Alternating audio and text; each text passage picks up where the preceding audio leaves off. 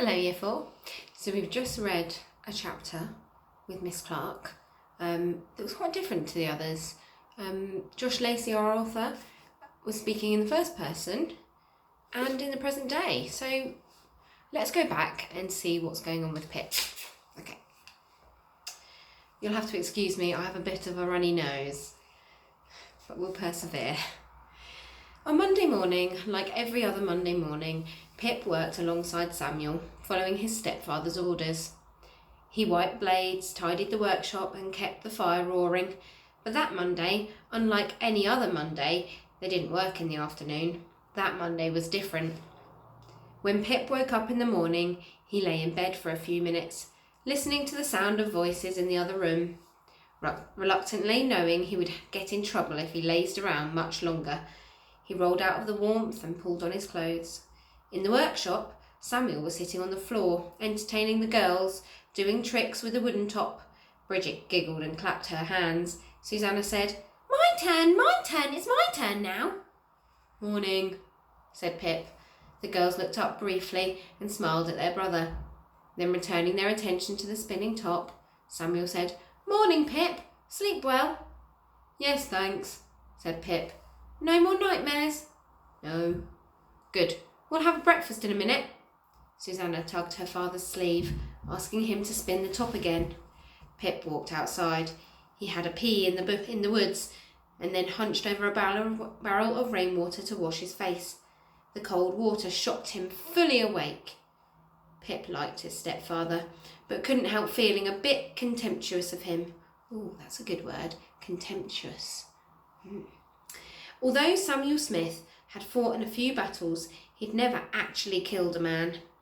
Barely out of his teens, Samuel had been plucked from the village by a band of roving recruiters, enlisting into the Queen's army and shipped across the sea to Ireland, where he stayed for a couple of years.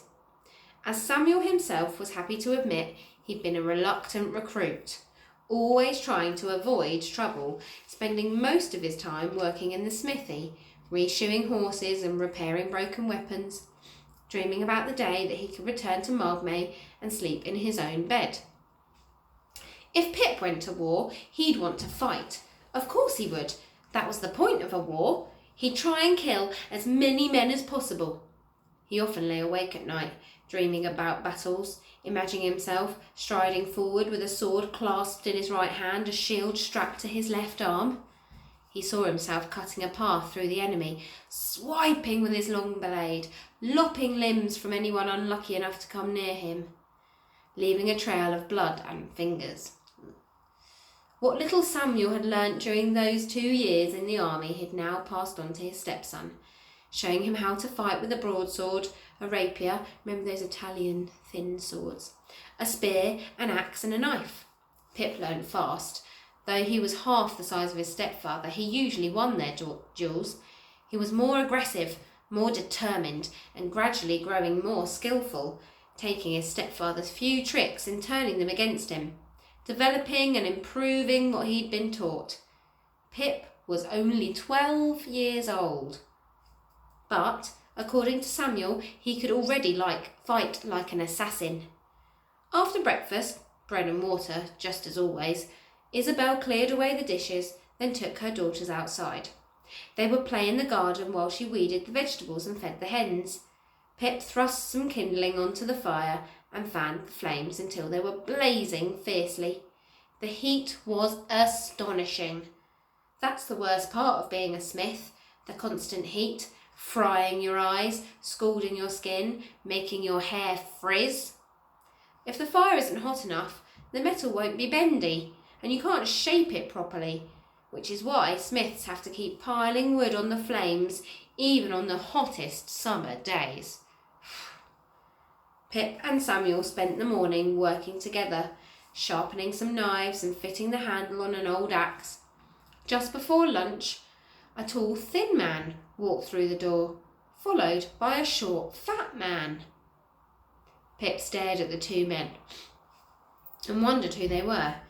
Strangers didn't often come into the smithy unless they were selling something, and these two didn't look like salesmen. Peddlers usually wore old, dirty clothes. but these men were smartly dressed in clean black jerkins and leather breeches. They didn't have sacks slung over their shoulders, nor did they start talking as soon as they came through the door, promising a bargain price on a saint's bone or offering a taste of some new herb from the other side of the world, just a penny a leaf. So, if they weren't selling anything, why were they here? What did they want?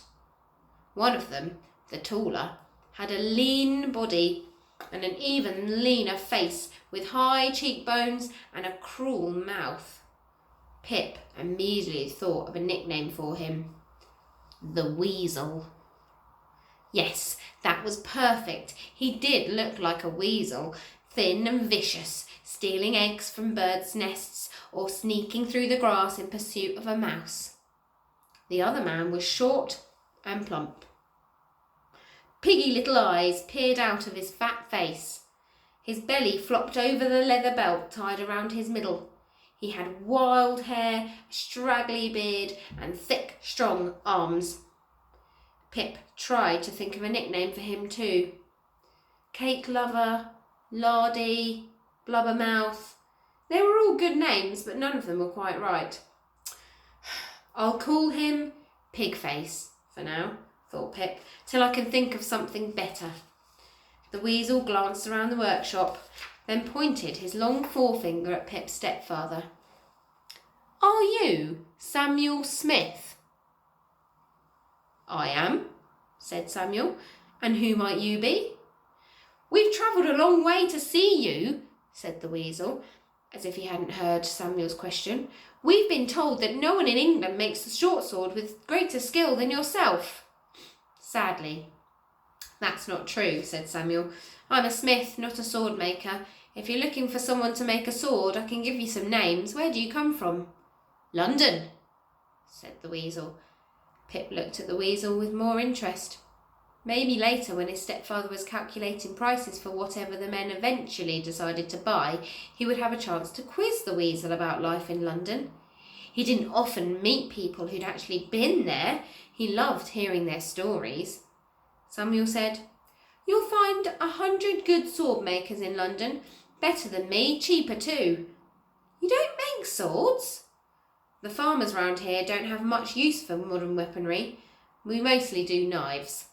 Samuel gestured at the blades arranged in a line on the floor. Some scythes, the occasional plough. The weasel reached into his scabbard and pulled out a short sword. What do you think of this? Is that a good sword? Why are you asking me? I'd like your professional opinion. He offered the sword to Samuel, handle first.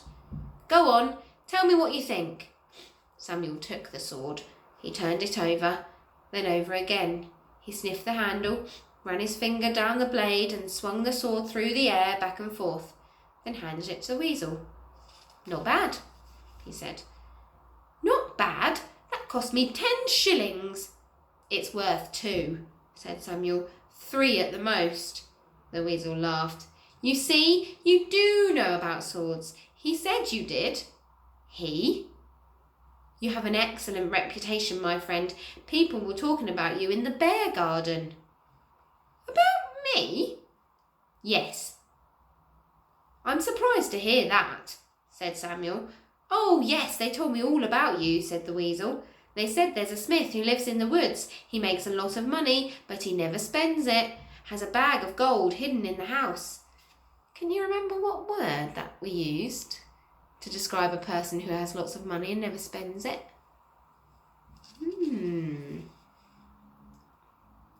It's a good story, said Samuel. It would be even better if it was true. What's not true about it? I have no gold. I don't believe you.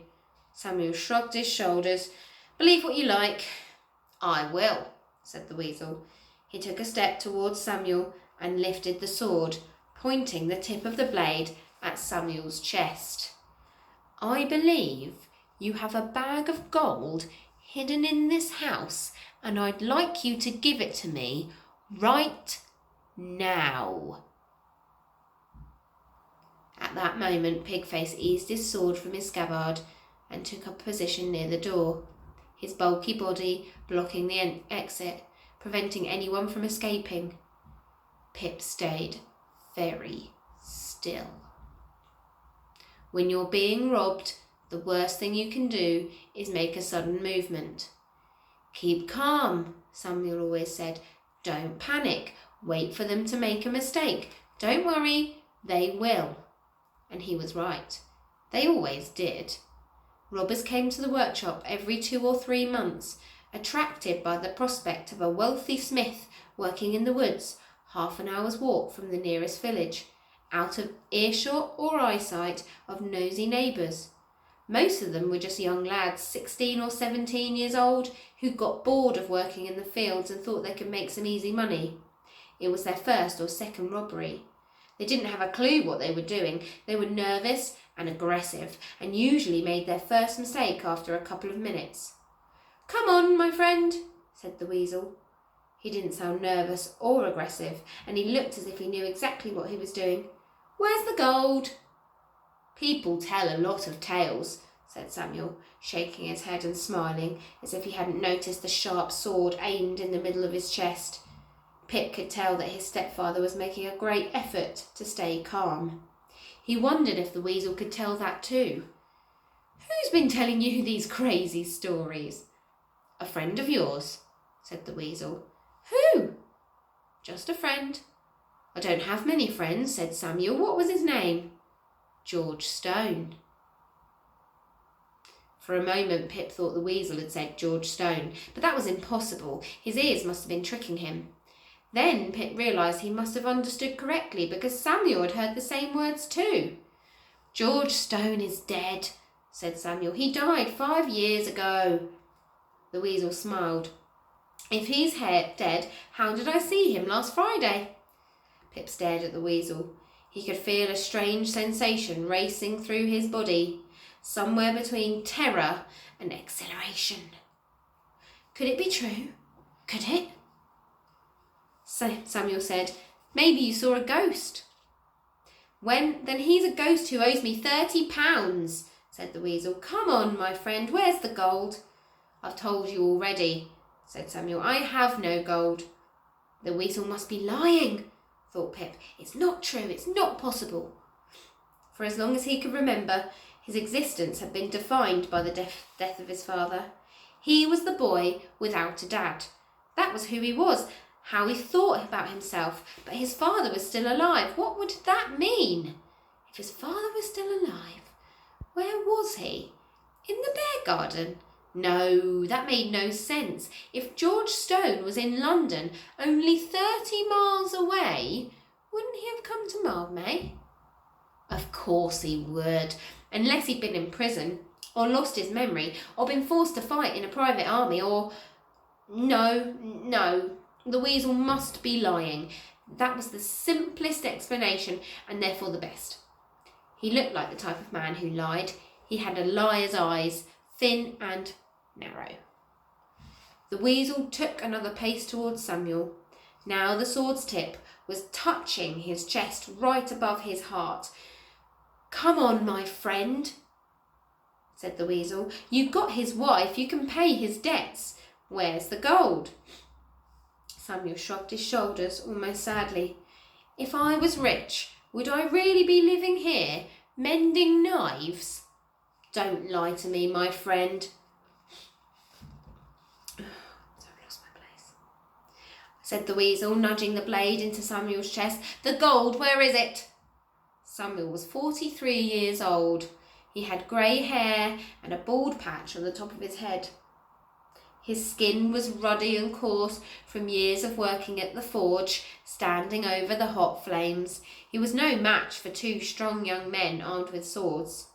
In a quiet, melancholy voice he said, "Philip." "Yes," said Pip. "Fetch the box." "Right now?" "Yes, now." Pip nodded and walked towards the door. He knew exactly what Samuel meant. They had talked about the box before. The weasel smiled and relaxed his arm, lowering the sword from Samuel's chest. "There," thought Pip. "Finally, he's made his first mistake." Oh my goodness, I hope this turns out okay. Bye, year 4.